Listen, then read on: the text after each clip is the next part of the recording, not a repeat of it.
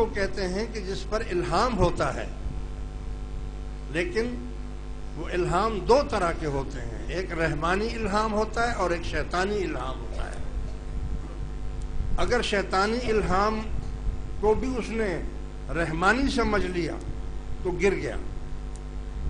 یہ فرق ہونا چاہیے۔ اس کا آسان طریقہ یہ ہے کہ جو الہام شریعت کے مطابق ہو رہا ہے وہ صحیح ہے، وہ رحمانی ہے، اور جو شریعت سے متصادم ہو رہا ہے وہ الہام شیطان سے ہے، اس سے بچنا چاہیے۔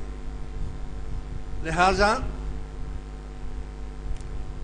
اس کو علم لدنی کہتے ہیں، یعنی اللہ تبارک و تعالیٰ اپنے بندے کے دل میں ایسی چیز ڈال دیتا ہے کہ اس کے ذریعے سے وہ دیکھیں، طریقت میں بھی بعض لوگ اس بات کو سمجھ نہیں پاتے۔ آپ کو کئی دفعہ بتایا بھی گیا، اور میں یہ لوگوں نے بھی اور میں نے بھی بتایا، بزرگوں نے بھی آپ کو بتایا ہوگا کہ جو اللہ کے مقرب بندے ہوتے ہیں وہ دعا نہیں کرتے، دعا نہیں کرتے، صرف ارادہ کرتے ہیں، اور جو ارادہ وہ کر لیتے ہیں اللہ تعالیٰ کا امر وہ ہو جاتا ہے۔ جو بھی ارادہ کر لیں اللہ اس کو پورا کر دیتا ہے۔ لیکن تو پھر تو یہ بات ہو گئی کہ پھر یہ دعائیں ہم کیوں مانگیں، اور یہ بڑے بڑے بزرگوں نے کیوں دعائیں مانگی، اور سب سے بڑی بات رسول اللہ نے کیوں دعائیں مانگی؟ مصنون دعائیں ہیں نا، مگر قربان جاؤں،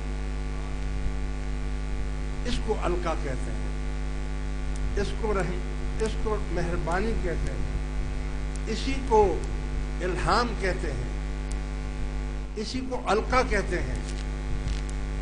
حضرت امام زین العابدین رضی اللہ تعالی عنہ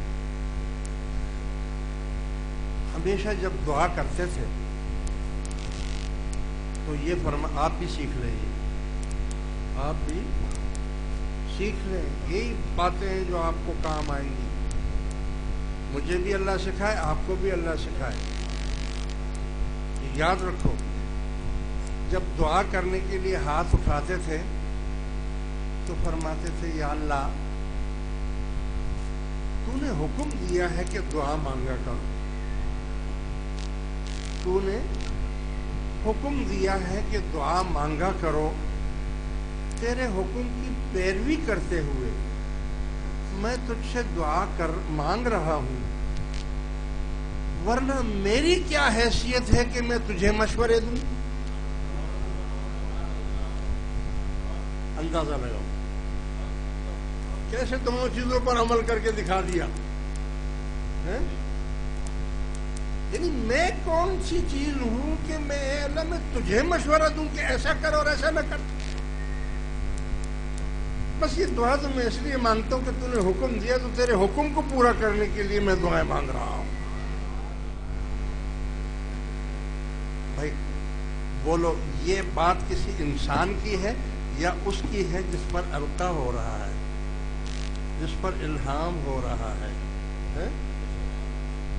یہ باتیں اتنی آسانی سے تو نہیں ملے گی۔ اور آج آپ کو یہ لکھ لو، میری باتیں تم کو تاریخ میں یہ تمہیں فائدہ دے گی، اور اس کو پکڑ لو، مضبوطی سے پکڑ لو، تھام لو، انشاءاللہ تعالی کبھی بھی نقصان نہیں پائیں گے اگر آپ اس کو ایک ایک بات جو ہے وہ۔ مگر ایک بات بتا دوں، باہو رحمت اللہ علیہ فرماتے ہیں کاواں دے بچڑے کدی ہنس نہ ہوندے، توڑے موتی چوگ چگائیے ہوئی۔ کوے جو ہے وہ مردار کھاتا ہے نا، اگر اس کو آپ ہنس جو ہے وہ سچے موتی کھاتا ہے، اس کی خوراک سچی موتی ہے۔ اس سمندر کے بیچ میں کوئی جگہ پہاڑ ہے، وہاں وہ سچے موتی ہوتے ہیں، وہ جاتے ہیں وہاں سے چپ کر آتے ہیں۔ فرماتے ہیں اگر کوے کا بچہ ہے تو اس کو آپ لاکھ سچے موتی کھلائیں وہ کبھی ہنس نہیں بنیں گے. کوڑے کھو کدی میٹھے نہ ہوندے باہو سونے 100 من کھنڈ دا پائیے ہو. کڑوا کنواں اگر ہے اس میں 100 من اگر چینی ڈال دیں گے وہ میٹھا نہیں ہو جائے گا. تم بے تربوز نہ ہوں گے تو مکے لے جائیے. تم بے وہ نہیں مڑبولی کیا بولتے ہیں ہم لوگ تمبا کڑوا ہوتا ہے دوائیوں میں بھی کام ہے. کہتا ہے اگر تمبے کو مکے لے جاؤ گے تو پھر کیا وہ تربوز تو نہیں بن جائے گا.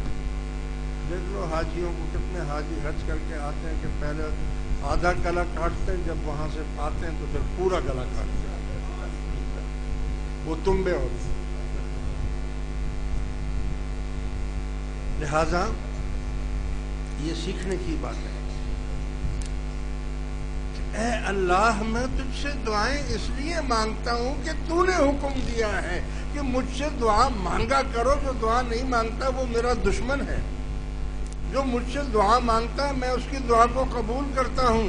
میں اس لیے تجھ سے دعائیں مانگتا ہوں ورنہ میری کیا ہستی ہے کہ میں آپ کو مشورہ دوں کہ مجھے ایسے رکھ اور مجھے ایسے رکھ. جیسے تو چاہے مجھے رکھ. میں تو ہوتا ہوں کہ میں آپ کو مشورے دوں. کتنے پتے کی بات آپ کو اس سے سوچیں کہ یہ ہے کیا پھر بھی اللہ راضی نہیں ہوگا.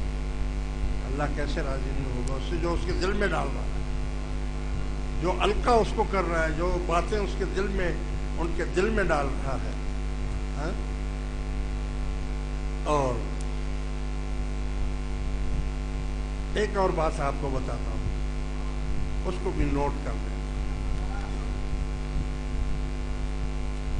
رسول اللہ صلی اللہ علیہ وسلم ایک دن بیٹھے ہوئے دعائیں مانگ رہے تھے.